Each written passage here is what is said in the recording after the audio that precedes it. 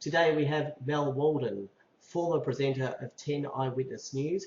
He knows more than anyone what the news division is feeling at the moment at Channel 10, and he joins me now. Mel, welcome, and thank you for joining us.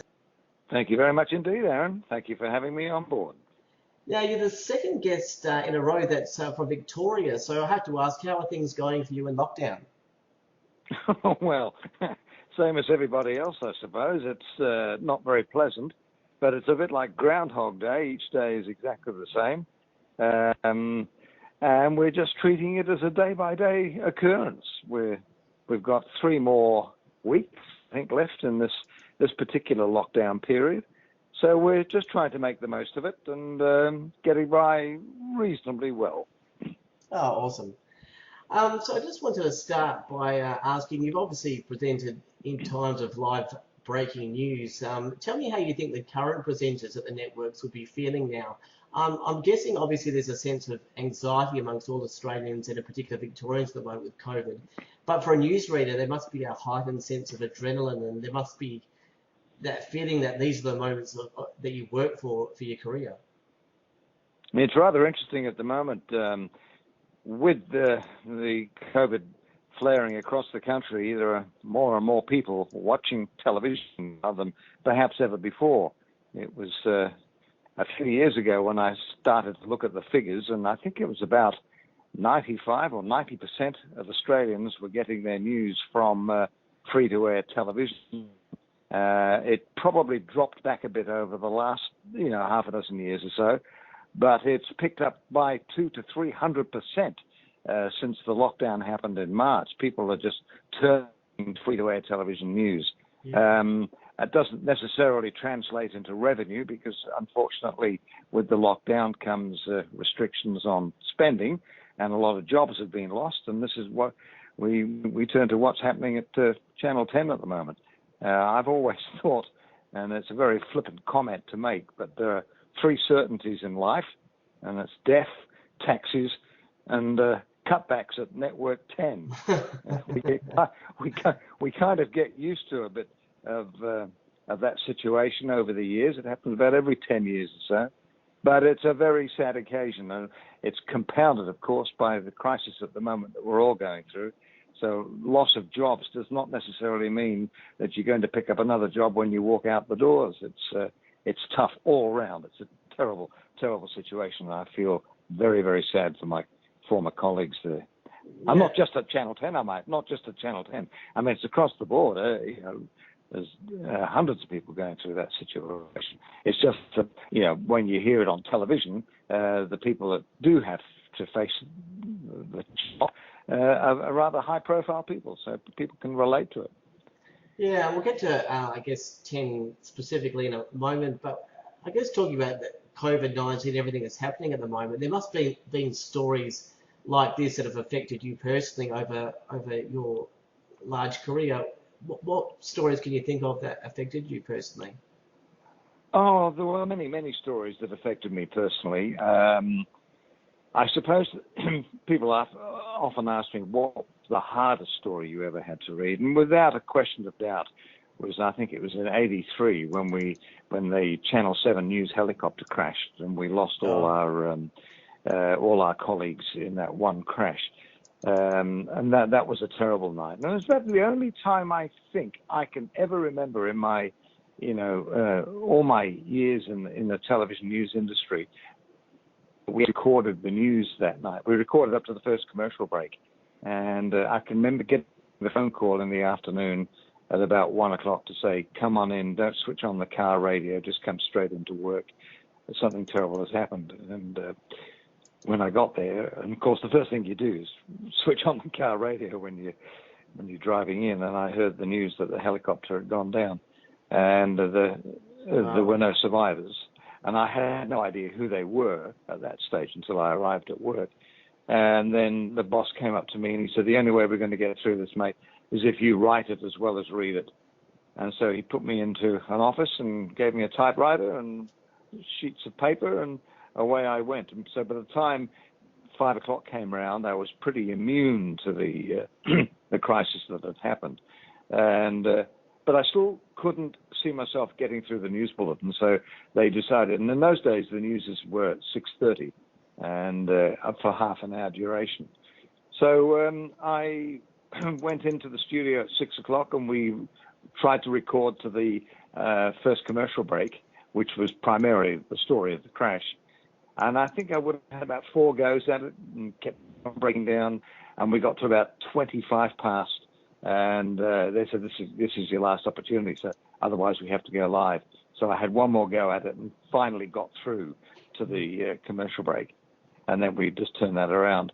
By the time it went to air, I'd pretty well immune myself to the story. But that was the hardest night.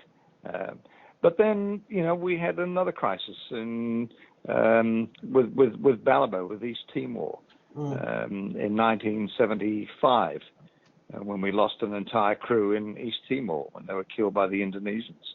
And if you want me to go into detail about that story, I can. Oh, for sure. Absolutely. Well, we all knew that a civil war had broken out in Timor, and we all put our hands up to go because that was the nature of the beast. It was a good story. It was breaking right on our doorstep.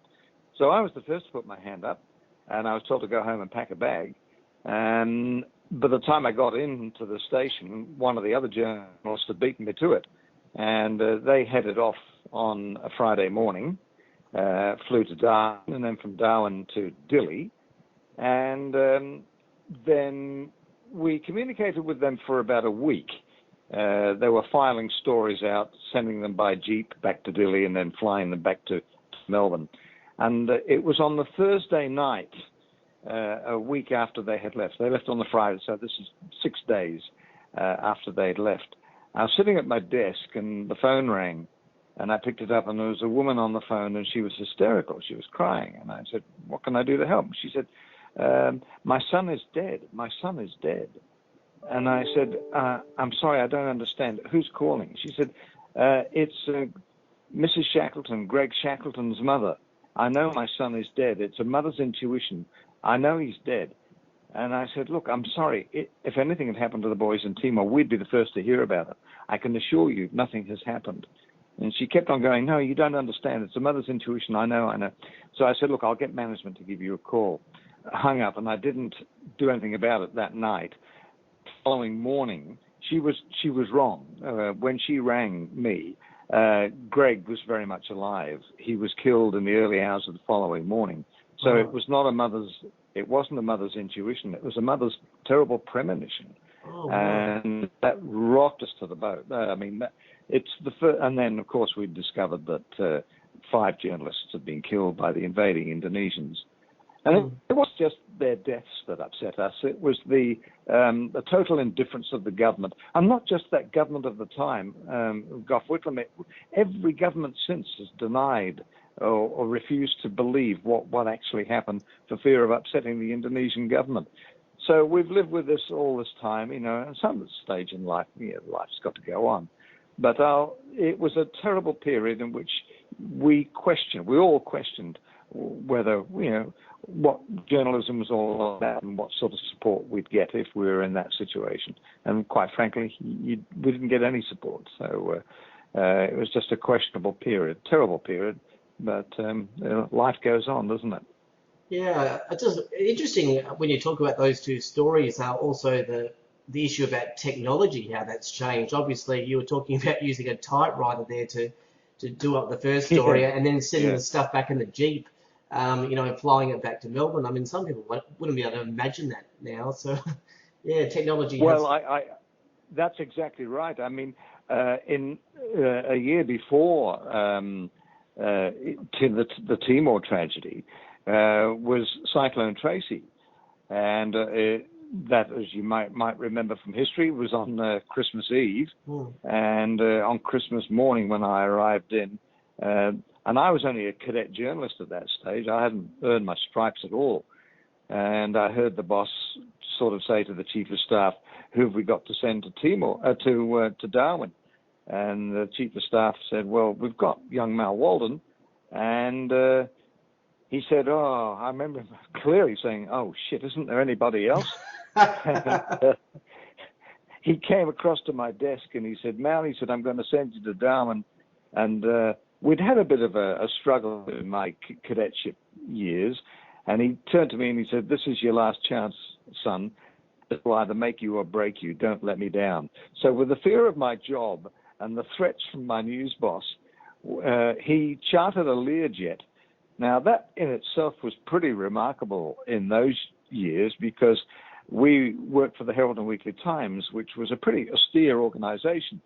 When to even travel on a tram, you had to sign in triplicate. And he'd gone out and hired a Learjet, of all things. Wow. So he kind of put his job on the line as well.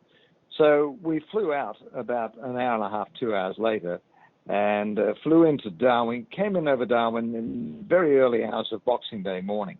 And I can remember looking out the window, and it was a bit like looking at those black and white photos we've all seen of Hiroshima and Nagasaki after the atomic blast. There was just nothing left of the city of Darwin.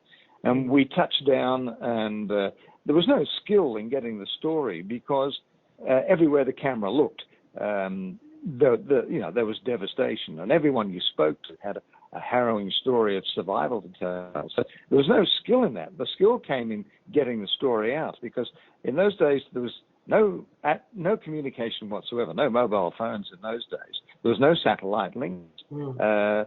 So the guy that was in charge of Darwin, General Alan Stretton, I interviewed him, and he asked me at the end of the interview what I was going to do with that. And I said, "Oh, I'm putting it on the plane, and we're sending it back to Melbourne." He said, "No, son, you're not. I'm the chief commander of Darwin, and I'm commandeered every aircraft. The only way that plane of yours takes off is if it's full of evacuees." So I tore around the airport, which was leaking like a sieve at that stage, and there were lots of people with bandages on. So I scooped up as many as I could, put them on that plane, went back to him and said, "The plane is full." And he got his aide-de-camp to check, and sure enough, they gave it clearance to take off. So we had arrived in Darwin at about 6 o'clock in the morning. By 9 o'clock, the plane was taking off with the first film of what had happened in Cyclone Tracy ravaged Darwin. Now, I was not aware that it was the first film. When it arrived back in Melbourne at about 3 o'clock in the afternoon, it was put on a processor, and then it was quickly edited.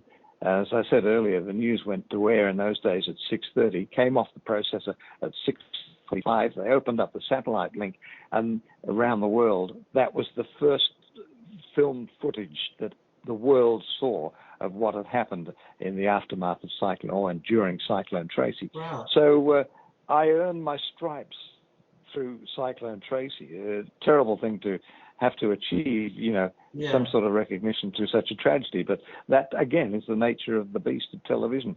But it was we stayed on for another 10 days, and we followed that whole procedure of filming during the morning, going out with the film canister, pleading with the pilots that were evacuating Darwin, the pilots that were flying to Melbourne, would you take the canister of film, phone the station, Channel 7, when you're about an hour out of Melbourne and someone will pick it up. We never lost a single story in 10 days, and each story had a headline. And that was before satellites, before mobile phones. It was just a remarkable feat. It just goes to show what can be achieved under such terrible difficulties. Yeah, almost hard to imagine. Well, a major discussion point is obviously the recent changes being made at 10 in the news division. But to put that in context, because I'm sure you've seen it all over 60 years, you were the presenter of 7 News in Melbourne, and new management came in and you were given the flick. But I understand that was just minutes before going to air. Yeah, you're talking about the Channel 7 takeover. Yeah, well, just to sort of give you an understanding of a bit of a background to that. Going back, you might remember that Reg Ansett launched ATV Channel O in 1964. In 1979, Rupert Murdoch bought the controlling stake in Ansett's holdings, and that included Network 10. This triggered a government inquiry leading to new media laws, which restricted an owner from operating a newspaper and a television in one city.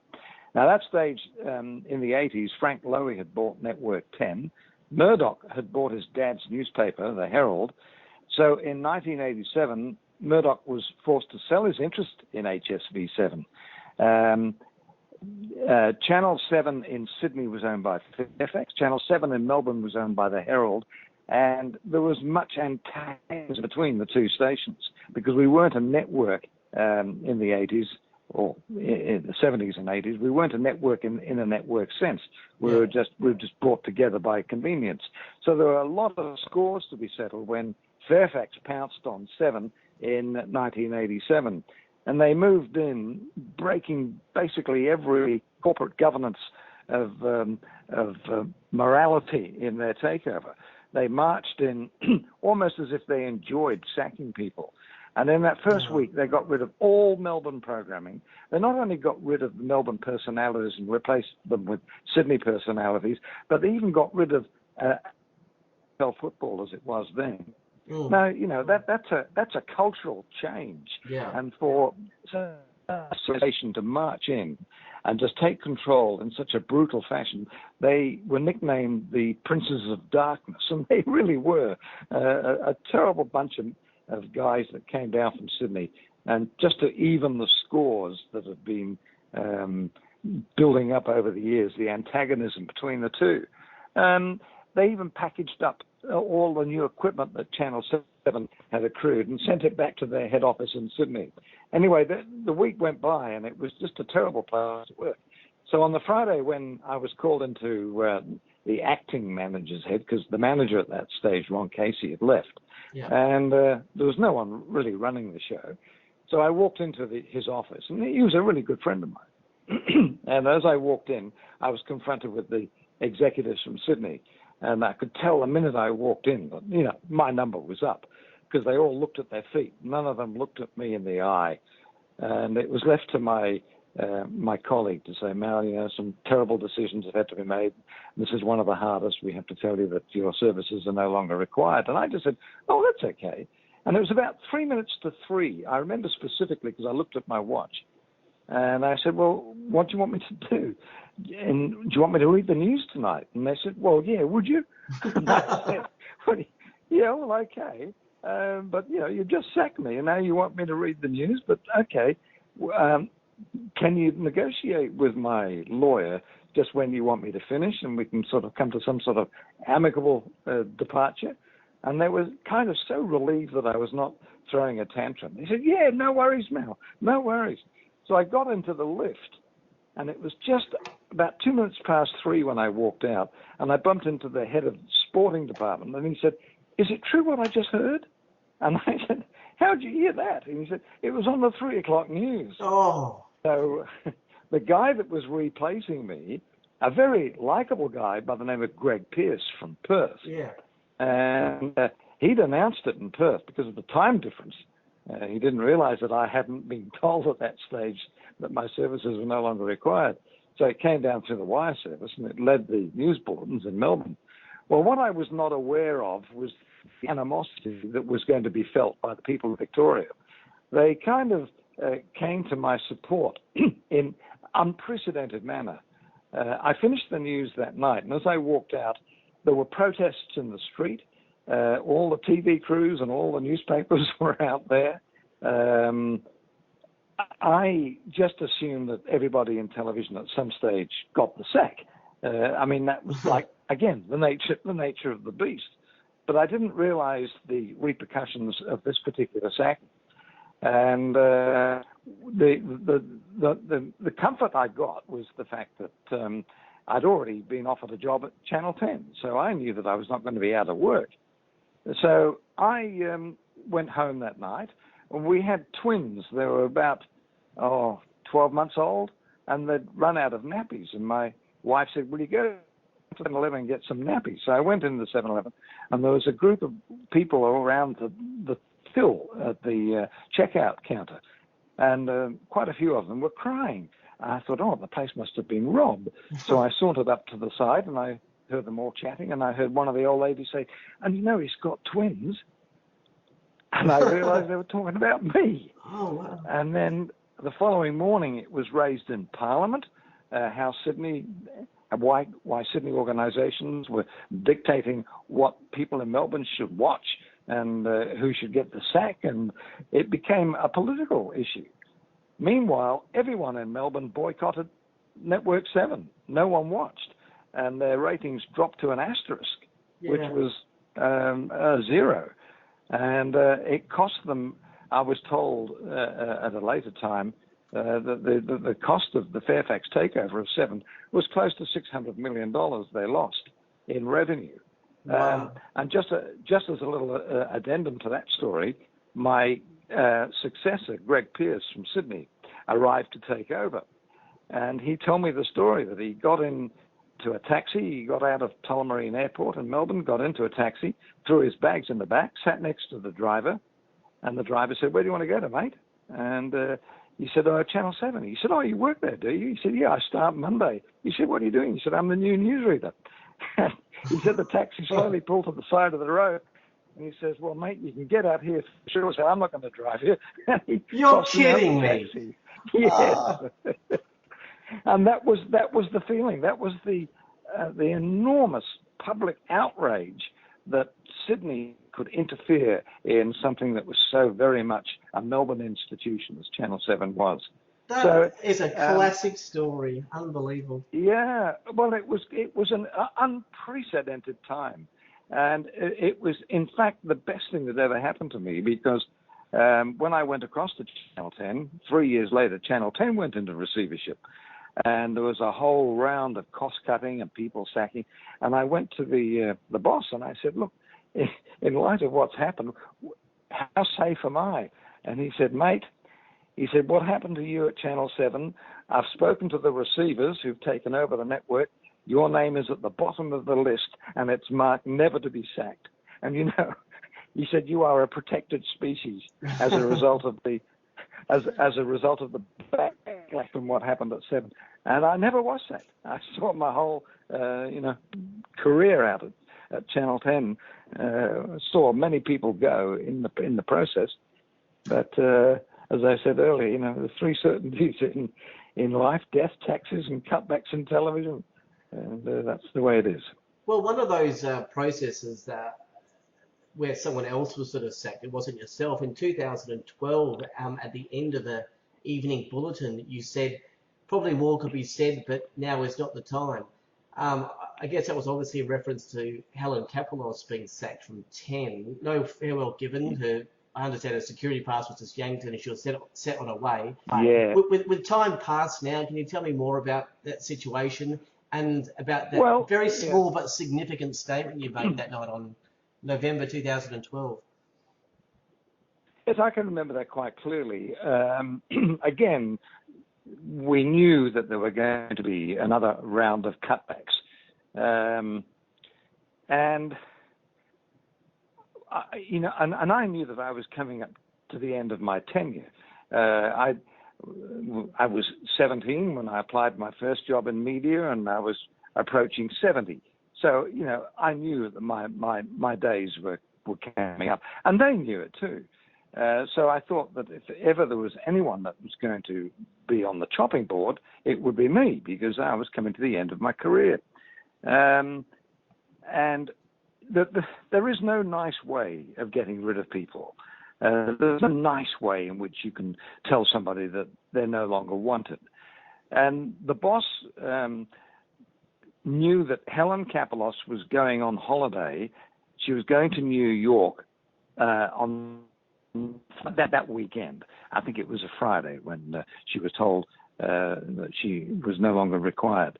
So what happened was the boss felt it would have been terrible for her to be away on holiday and read about it without being told personally, you know, face to face. And he did it as nicely as he possibly could. And she was obviously very, very upset. I was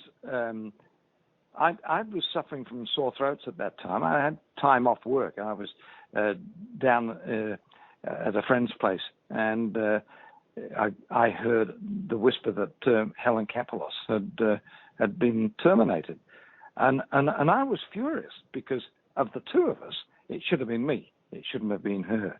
And so I seethed over that for the whole weekend.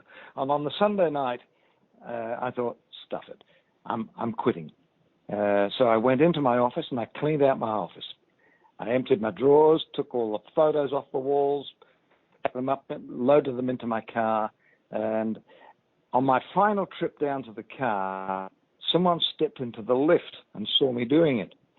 And I thought, and I'd never seen these people before, so I had no idea who they were. But the following Monday morning on the local radio breakfast show, they have a little segment called the Rumour File. And they said, here's the rumour of the morning. Mal Walden was seen emptying his office last night. And my boss heard it. And about an hour later, there's a knock on the door, and there's my boss. And he said, is it true? And I said, yeah. And so we had this very tearful sort of confrontation, if you like. And I said, look, I just can't stand all this anymore. I've had it. And he said, no, just think about it. Just think about it. Anyway, he talked me around. He said, look, we're going back to single readers right around the network, not dual readers. And please, come in tonight and we'll talk it through and we'll see how we go. So I thought, well, let's not be too prima donna-ish about all this. And I said, yeah, okay. So I was very upset by what had happened. They did it as nicely as they possibly could. Helen was obviously very, very upset. And but that is the way of the industry. That's what happens. There's no nice way of telling someone their services are no longer required. Having been there, I know what it feels like. So was that? So what that was. I'm just leading up to that. Yeah. That's why I said more will be said about this at a later date.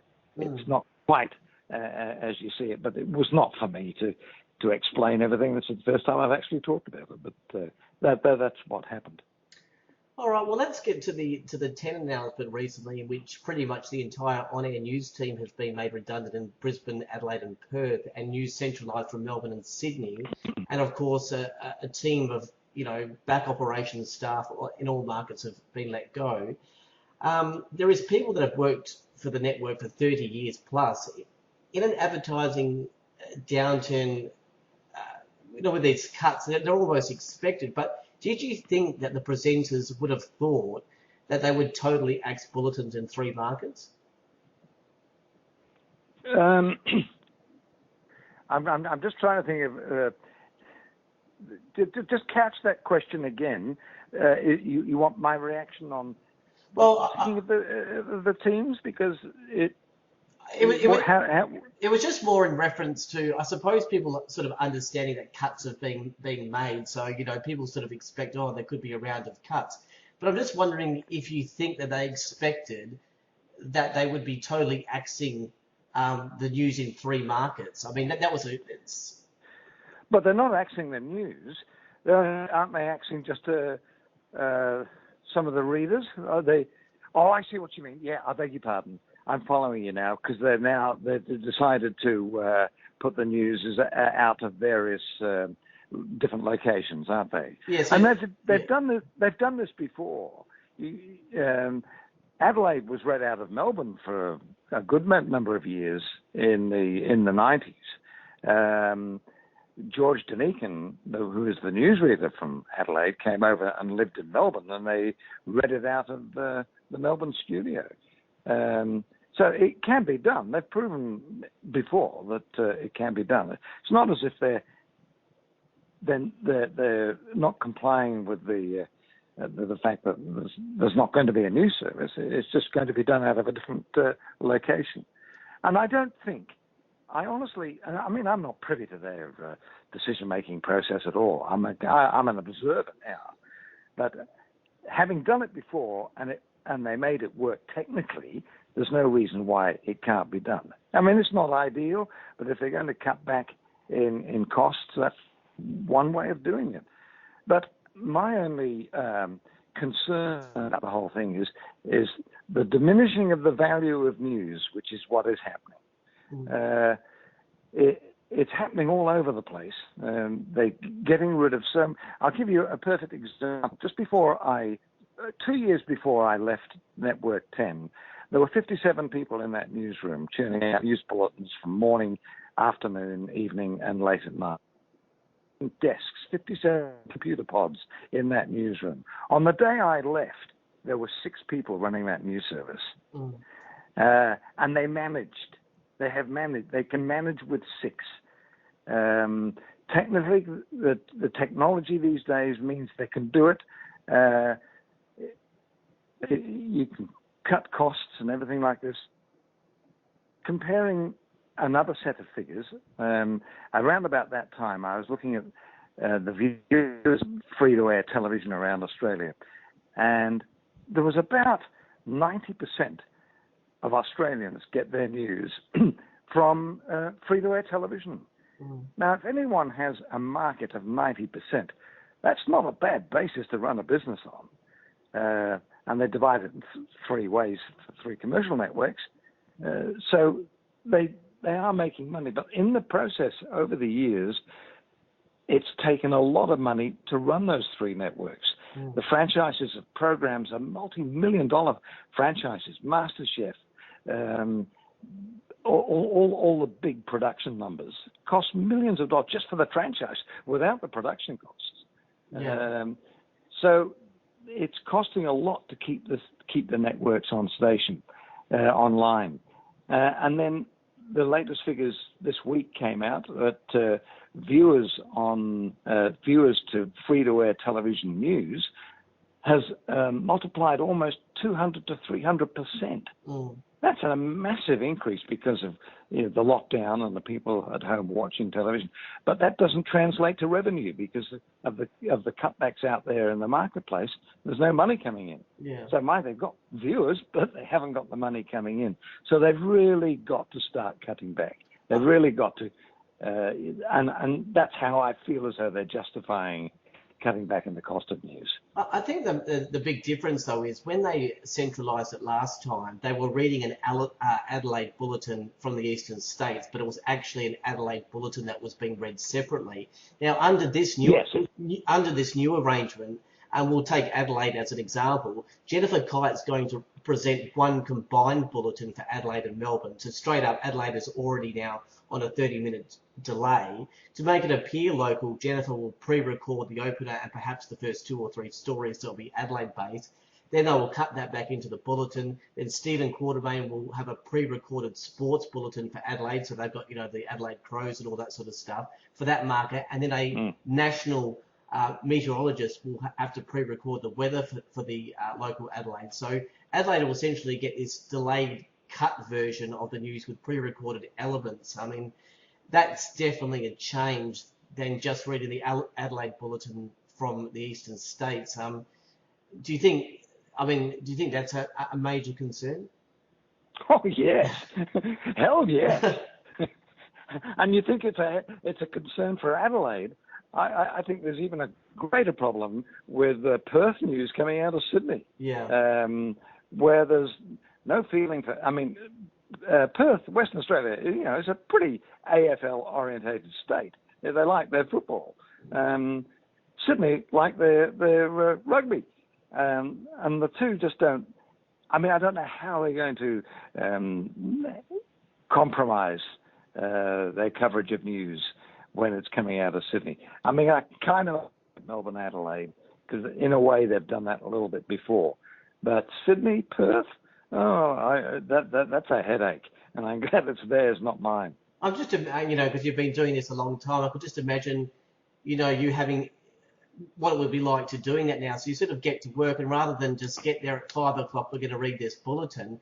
It's Mel, look, can you do an Adelaide opener and say, hello to Adelaide, and then do a couple of things? We'll pre-record that, then hand over to sport for Adelaide, but we'll just make that an Adelaide, and then we'll redo the. It's just would be a funny way of doing the news when you're used to just reading one live bulletin.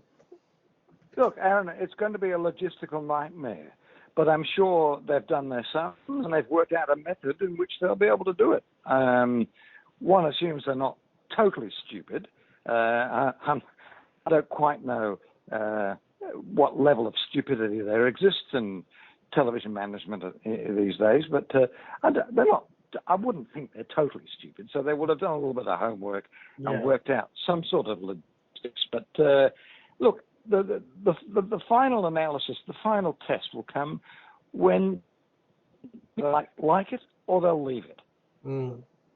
And they will be the ultimate test of whether it's a success or not, the viewers. You mentioned earlier before about there's sort of no easy way of doing this whole redundancy thing type thing. Now, with this round of cuts, everyone still has less than 4 weeks on air, so it appears that they'll get proper send-offs and all that sort of stuff. Do you think that's actually a small beacon of light for these people, or is that just a minimal issue that you just get to have a send-off? Oh, I don't think a send-off is that important, to be honest. I think there'll be such a feeling of being shell-shocked as to what has happened. They want to just get out as quickly as they possibly can. I mean, the last thing you'd want to do is work for an organization knowing they don't want you there. I would just want to get out as quickly as I possibly could, which is what I did at Channel 10 in my last 3 years. I couldn't wait to get out. It's a terrible feeling. I watched around me as Lachlan Murdoch totally destroyed the network.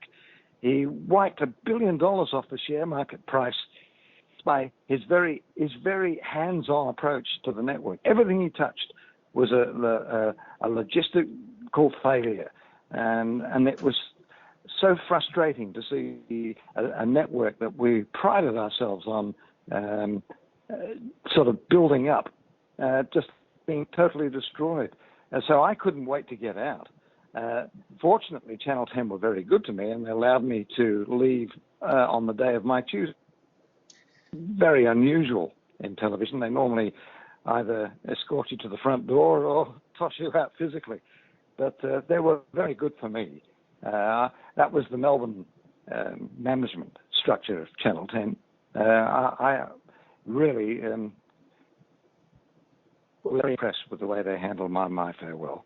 Well, this time when they went into administration and there were different people sort of bidding for the network and the Murdochs won. I mean, my contacts at 10 were sort of saying, I hope that doesn't happen. And they were really, really happy that CBS was actually coming because they thought that they were going to be putting all this money and all this stuff into the network. I mean, were they naive or could everything just be blamed on COVID now? Because it's... Well, I have a theory about this. Someone once said, if you don't listen to history, you're bound to repeat it, right? And I've never seen history repeat so often as it has at Channel 10. And in all the cutbacks and all the turbulent times at 10 over the previous years, it's always been preceded by a sale, either a share buyback or someone else is moving in on the network. And I've got nothing to base this on, but I suspect, and I will put it this way, I would not be at all surprised if you read that CBS won out, and they're just they're tidying up the books, so to speak, for a sale. I wouldn't be at all surprised if this is what this is all about.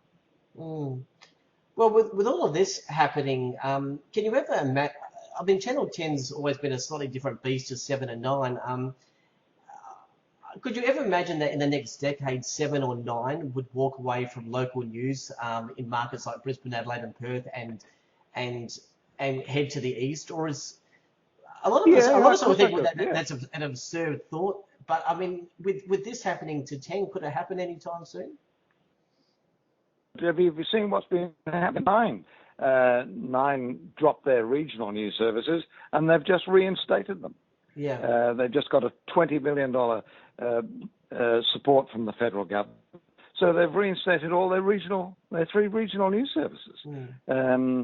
So, you know, I don't know what the future of it is. I speak of Channel 10 because I'm very fond of the network.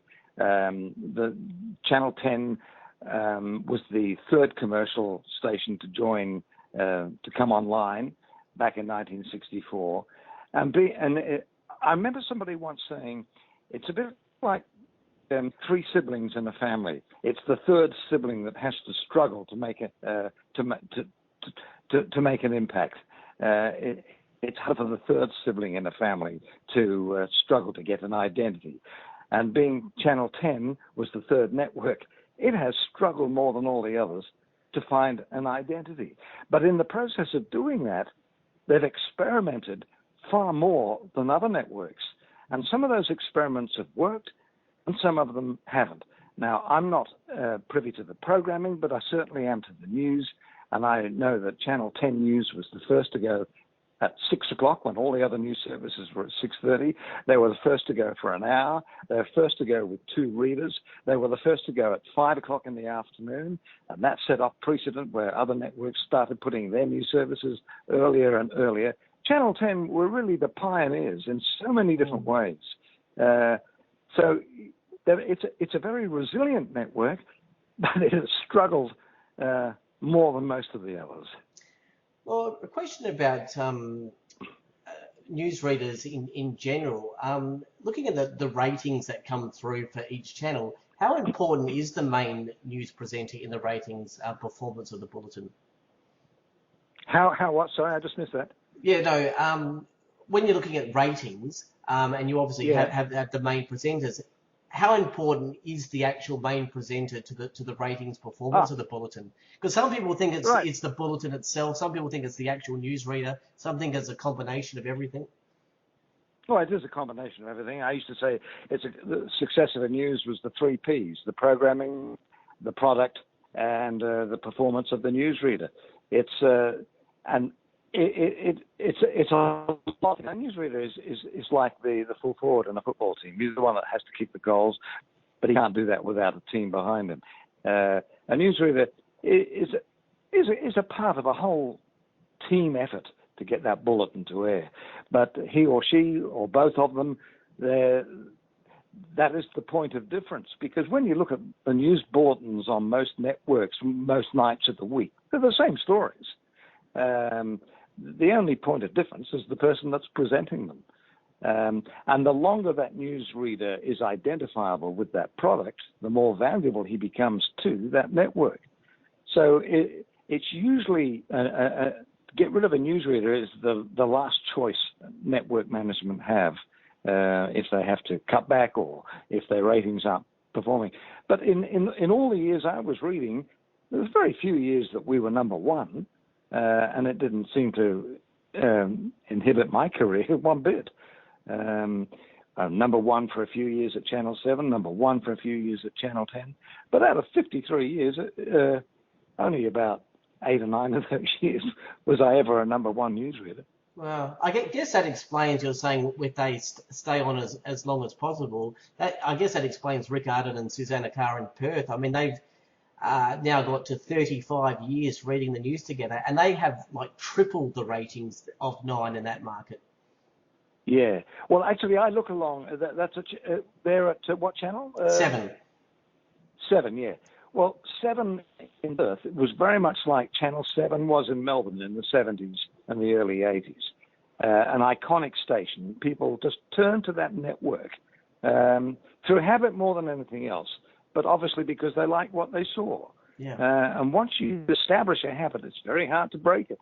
Absolutely. So, and the longer you're there, the more you establish credibility. So it works hand in hand. The longer you're there, the longer you're likely to stay there. Well, 60 years, and you've worked with some of the most well-known presenters.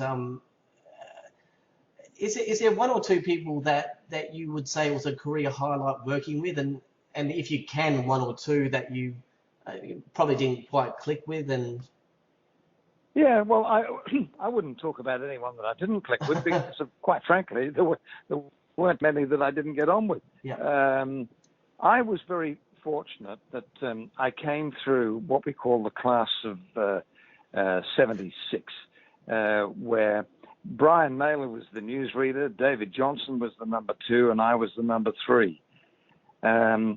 Little did we know that, 10, 15 years' time, three of us would be competing against each other. Yeah. Naylor on 9, David on DJ on 10, and I was on 7. So the 3 close mates became 3 very intense competitors for quite a number of years.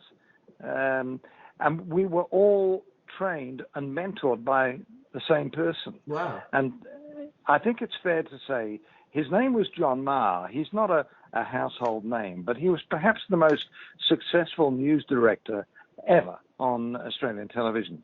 He mentored and produced the very first newsreader on Channel 7 back when television first came on air in '56, Eric Pearce.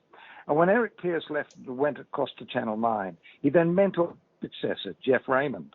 And when Jeff Raymond left, he then mentored his successor, Brian Naylor. And then he mentored myself, and he mentored David Johnson. So of all the news directors, he is what I consider to be the greatest director of news. He had a great sense of news. Yeah. He knew what constituted a good story, and he pushed. He would not succeed in today's environment of perfection and political correctness, particularly political correctness. He'd break every rule in the book. But in those days, it didn't matter. He just pushed you. He saw your weak points. He'd work around them. But he got product out of us all. He was an amazing guy. Yeah. But no news editor lost so many crews in the process. He lost 4 colleagues in East Timor, and then he lost an entire crew in a helicopter crash. So there was an enormous price to pay, and not his fault at all, but an enormous price to pay emotionally for the role as a head of news. Wow. Well, something. John Marr, his name was. Yeah. So he was my greatest mentor. Yeah. Well, something a bit light now. Bloopers. Everyone loves a blooper. You, of course, know one for a few, and of course that phenomenon. You know how to say that word now? Yeah. Yes. Phenomenon. I've always taken my job very, very seriously, but I've never taken myself quite as seriously. When I first started in the industry in radio way back in the '60s, I was very much aware of the newsreader who announced that a woman had been bitten on the funnel by a fingerweb spider. And I was always very, very much aware of how easy it was to slip into that the blooper trend. I announced the winner one day, presented her with her Sophie and trash instead of a trophy and sash. I announced in the news that there'd been a terrible boss bombing in London instead of bus bombing. And then phenomenon came up, and I could see the word in the script, and I'd had difficulty during the rehearsal. So I thought, well, if I do stuff it up, I'll have a little bit of a play with it. So, it was an accidental blooper, but I had a bit of fun with it. Hence it seems to have followed me around a bit. Look, we won't do a whole "this is your life" series of questions, but you did start in radio at 1961 in breakfast. Was journalism? I was just interested if journalism was always your first choice. Was this a kid growing up reading the news to his family, or was this an accidental path? Well, it was kind of accidental. I was interested in radio, but I was interested in the technical side of radio. I used to make, and it was in the process that I was tinkering around with a little one-valve radio when my dad met somebody in television, and he said, I have a son who's interested in radio, meaning he's interested in the technical side of it. So I met this guy, and he said, you've got a reasonable voice. Why don't have you ever thought of becoming an announcer? And I said, well, no, not really. So he put me in touch with somebody who trained me up. He was an iconic broadcaster himself. His name was Lee Murray. And I went to him for about 18 months, and finally he asked me to go and apply for a job. I was 17 when I sent my application to 3YB Warrnambool, and I was successful. So I started as a junior announcer at 3YB Warrnambool. And then I was doing a breakfast show on a Saturday morning, 23rd of November, 1963, when in walked the newspaper boy who was delivering the Warrnambool Standard, from which I would circle stories and read as a local news service a little later on in the program. And we'd always have a little chat. And his name was Tom, and I sort of said, good morning, Tom, what's the news this morning? And he said, Kennedy's dead. Oh. And I said to him, I switched off the microphone and said, you can't say that. believing that if Graham Kennedy had died, it was not up to a 14-year-old newspaper boy to announce it. So I switched the microphone back on, and he said, "No, it's true. President Kennedy's been shot." So that was the end of our conversation. I rang the general manager, who in turn rang the chief engineer, who happened to be a radio ham operator. Now, a radio ham operator dabbles in shortwave radio, and they talk to like-minded people around the world. So he patched through to the station, Voice of America. And then my boss rang me back, and he said, "Are you getting the signal?" I said, "Yeah." He said, "Well, I'll put you in charge. You put to air what you consider to be appropriate." So I think I was about 19 at the time, and I was given the opportunity of putting to air the developing events in Texas and Dallas, the assassination of JFK. And we became the first radio station in Australia to take a live coverage.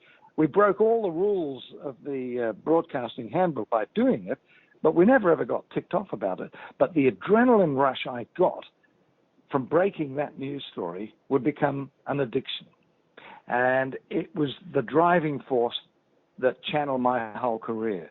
In 1969, when man landed on the moon, and the world stopped and watched in awe as Armstrong made his giant leap for mankind, I was more impressed with President Nixon picking up the phone in the Oval Office and talking to these guys on the moon in real time on the telephone.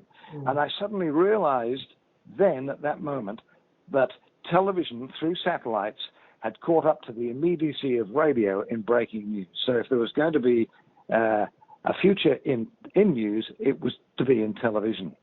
And so I was at 3DB in those days, 3DB in Melbourne, the radio station, which was owned by the Herald and Weekly Times. And I'd sort of had enough of the industry by that stage. I'd been in it since 1961. And I was getting sore throats. I had my tonsils out. I claimed on HBA.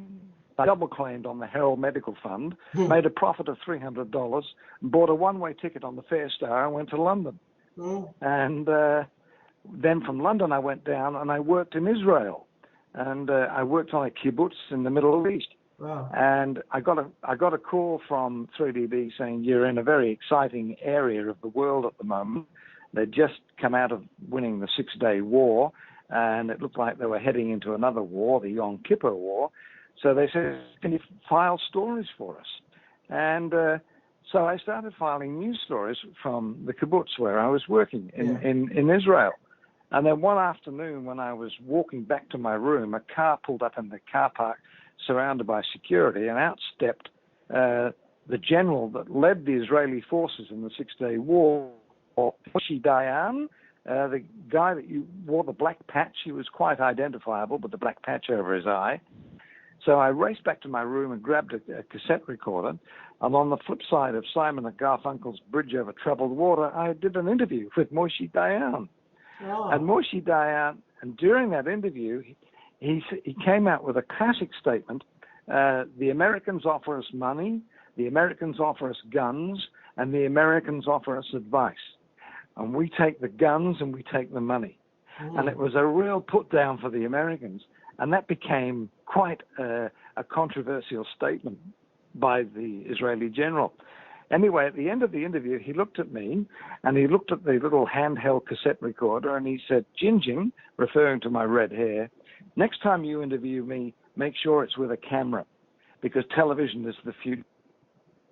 And it was not wasn't a definitive moment in my life, but it was an affirmation. And I thought, well, if I'm going to go and make a success in my career, I have to go back to Melbourne. And the situation in Israel was deteriorating. So I headed back, and I headed back overland, so it was a pretty arduous sort of a trek. But I finally made it back home. And I've always said that the success, the longevity in television is not what you know, but who you know, and being at the right place at the right time.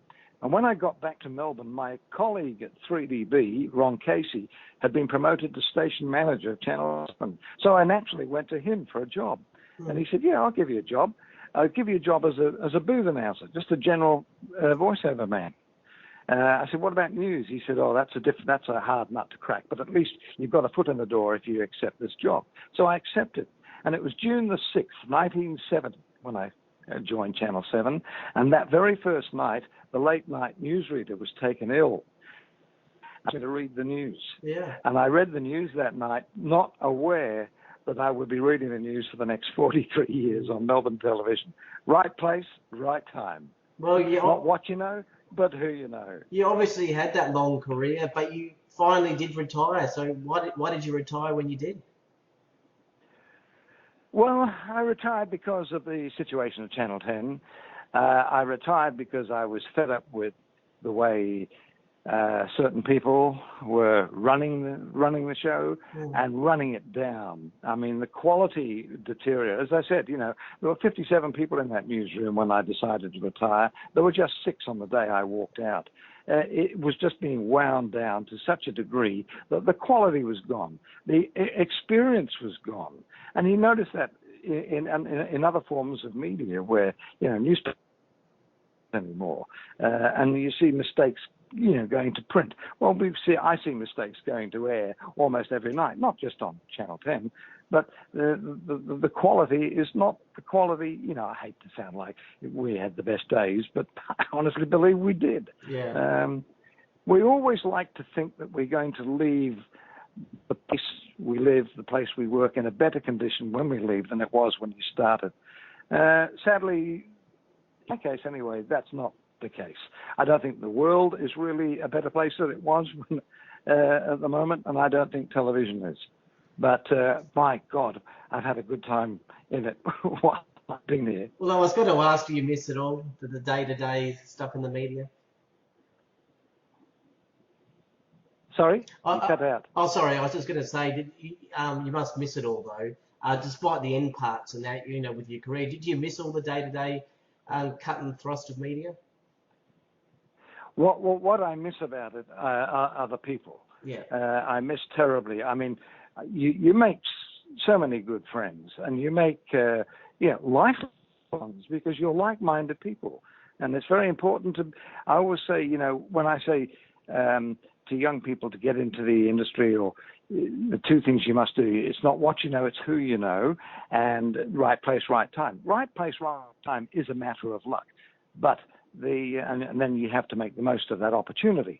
But in that phrase I used, it's not what you know, it's who you know, that is something that you have to work on. You have to network like-minded people, because it's amazing when those people will come back into your life later on and you can help each other.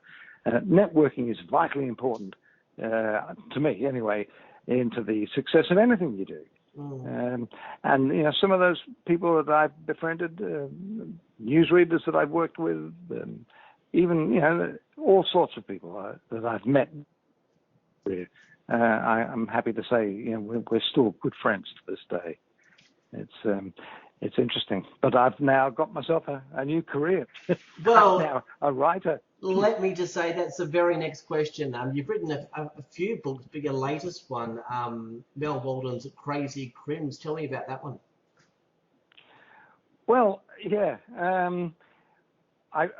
When I first, just to transgress a little, when I first started in radio, in media, my mentor, that gentleman I mentioned to you, Lee Murray, said, when you get down to Warrnambool, you're going to get hit by information overload. So I suggest you write everything down, or you write at the end of each day, just write a little précis of things that you've been told so you won't forget them. And I got into a habit of doing that. Every night or every afternoon or whatever shift I was on, I'd spend 5 minutes just writing down in a diary a highlight, an observation, and a reaction. Highlight, observation, and a reaction. Just 3 points of that day. And I kept a diary for 53 diaries of those points. So those diaries were the genesis of my memoir, The Newsman, which came out just after I retired in 2013. The publisher who was behind it asked me if I had another book in me. And I said, well, in all due respect, it's taken me 53 years to write this one. to hang around for another 53 years. There's little chance that either of us are going to be here for it. And so he said, no, I suggest you write a book about good news stories. So I wrote a book, and we just called it Good News. And then after I finished that, he said, now, can you write a book about all your favorite quotes, inspiring quotes? Let's leave on some, leave inspirational. So that was my next book. And then last year he came to me and he said, listen, I'd like to commission you to write 6 books over the next 4 years. Do you think you could do it? And I said, oh, I don't think so. But he said, well, these are the subjects. I want crime, and I want you to write a book about disasters, and I want a book on aviation. I want a book on legends of Australia, icons and legends, and I want a book on the myths, mysteries, and the paranormal. Can you do that? So I joined the State Library of Victoria, and I trawled through all their archives, and I've come up with some amazing stories. And I've mixed them with a little bit of a personal anecdote in quite a few of them. So just before Christmas, I completed my book of disasters. But then the bushfires struck. So I had to go back and rewrite the bushfire chapter. And then I just finished that, and the pandemic struck. So I had to go back and write the chapter on diseases and pandemics that wiped out so many Australians in the past. And I can't finalize that because I'm not quite sure how that's going to finish. So he said, well, in the meantime, we'll go with crime because of your association with crime, and we'll do the others in the meantime. So in the period that I've been in lockdown, I've been writing furiously, and I finished 5 books. Wow. So I've had a pretty busy time. Yeah. But when I arrived in, this is getting back to the crime book. When I arrived in Australia, I was a 9-year-old. We arrived from the UK with my family, and we headed straight for our new home in Frankston, which is about 20, 30 k's south of Melbourne. Are you familiar with Melbourne? Yes. Yeah. Yeah. Well, while we train approaching the Caulfield station, a total stranger struck up a conversation with me. Yeah. He asked me where I was from, and he said, you've got red hair, you'll be called Bluey here. And then he pointed out the window and he said, see down there, that's where my cousin, the cop, was shot dead. But they got the bastard, and I hope he rots in hell. Now, that was the first time I'd ever heard of anyone who had known somebody who'd been murdered. And so it was quite an indelible sort of memory in my life. Yeah. By coincidence, it was exactly 27 years to the day, 13th of July, 1979, I met that killer. Oh. His name was William John O'Mealy. He was the longest-serving prisoner and the last man that was flogged under the Victorian Penal Code. Right. Now, under an agreement with HSV7 and the Herald Sun, they'd organised an exclusive interview on his release. And he walked into the studio as I was reading the news that night. And I spent 4 to 5 minutes interviewing him at the studio desk. Now, I have to say, it triggered a huge storm of protest.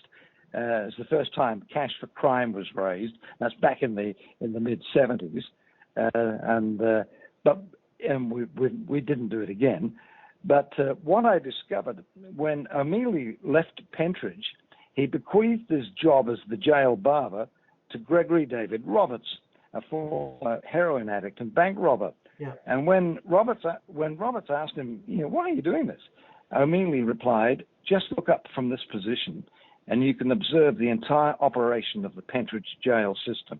It's from here that you can plan your escape. And he did. 2 years later, Roberts fled to India. And he later wrote a best-selling book called Shantaram. I don't know whether you've read it, but it's a massive book. And about 2 weeks later, I received a letter from O'Mealy's cellmate. And he wrote to me asking for a favor. He said, my dad, I saw your interview with old Bill, and you seem a decent enough guy. I'm wondering whether you'd do me a favor. My dad's about to have his 70th birthday, and I'd want to send a photo of me, but unfortunately I've mutilated my face, and I'm wondering whether you've got anything in your files before I did this. So I went to the files, and I found some footage of the prisoner and sent it off for processing, and back came these 8x10 glossy prints, but intact. So I rolled them up and sent them off to Pentridge. And about 2 weeks later, he wrote back to me and he said, "Dear Mel," he said, "you're one of the few people in this world that's ever done me a favor. And if ever you need any favors, no matter where, no matter when, I will be your protector for the rest of your life. Signed, Chopper Reed." Oh, there you go. So, yes. So Chopper was my unofficial protector. Oh, wow. Did you ever cash in one of those favors and get someone knocked off? Yeah, no, but it was so funny because during those last few months at Channel 10, somebody came to me and said, "Can you get in touch with Chopper?" And I said, and I could see the headlines now. Newsreader hires hitman to get rid of Lachlan Murdoch. It would not have sat well. Oh, wow. But the irony is that Chopper died on the day I retired. So that was purely coincidence. Was there one book in there we missed? Because there was one with a really good title, like "Don't Piss in My Pocket and Tell Me It's Raining." Is that? That was my book of quotes. Oh, the book of. That was my. Yeah, I always. He asked me to find inspirational stories to, wind up a career on. Stories that inspired me during my many years in the industry. And one of them is contrary to what we're actually doing now, but it's do not dwell in the past, do not dream of the future, concentrate the mind on the present moment. That was attributed to Buddha. But the other one I really liked was the John Lennon quote: "Life is what happens to you while you're busy making other plans." And it was Helen Kapelos who actually put me onto this final one. And it was Eleanor Roosevelt who said, "Great minds discuss ideas, average minds discuss events, small minds discuss people." Wow. But we talked about bloopers earlier. I worked for a while with Captain Blood, Jack Dyer. Now, Jack is not the greatest mentor, or wasn't the greatest mentor, but he did teach me how easy it was to make a blooper. And I will always remember Captain Blood, Jack Dyer's great quote from Deer Park when he announced with all gusto that the Geelong Cats have finally copulated. instead of capitulated. That's how easy it is. I guess we'll have to wrap up this podcast because you've been very generous with your time. The final question is, I had a final question, but now I'm just changing it based on our conversation. There's obviously a lot of emotional feeling going on at the moment with 10 people like Mike Larkin, Tim Bailey, Natasha Belling. What sort of words or learnings could you give from your career that would, I guess not, directly at them, but what you've learned over the years that can provide some witness. I can sum that up. I can sum that up quite quickly because it was advice that my wife gave me when I left Channel 10. She said, "When you shut the door, it's amazing what flies in through the window." In other words, there's always something out there. It might force you to do something just coincidentally might come your way. I mean, some people are doing pretty well out of this lockdown period. A lot of people are suffering, but occasionally you hear of stories, inspirational stories of people, changing directions in their career. Sometimes you need a bit of a push to get off that cliff, and this might be what some are needed. There's more opportunities out there than they realize. It's very easy just to go through the day-to-day routine as you have over a number of years. Sometimes we need a bit of a push. I'm not saying that I prefer it that way, but, if you fail to prepare, you're prepared to fail. Champions keep playing until they get it right. It's just, there are lots of little inspirational, philosophical quotes to inspire people to overcome difficult times. Well, Walden, what a career. Time flies with these podcasts. It's about 10 or 15 questions I missed, but you've been very open, honest, and engaging. Thank you so much. Aaron, it's been a pleasure. Thank you very much. It's almost like therapy, isn't it? Like this. It's great. I can now face lockdown. Thank you very much. No worries. A 60-year career. What a chat. I'm sure there's so much more we could find out. We mentioned some of his books, the latest being Mel Walden's Crazy Crims. My favourite, Don't Piss in My Pockets and Tell Me It's Raining, his memoir, The Newsman, 60 Years in Television.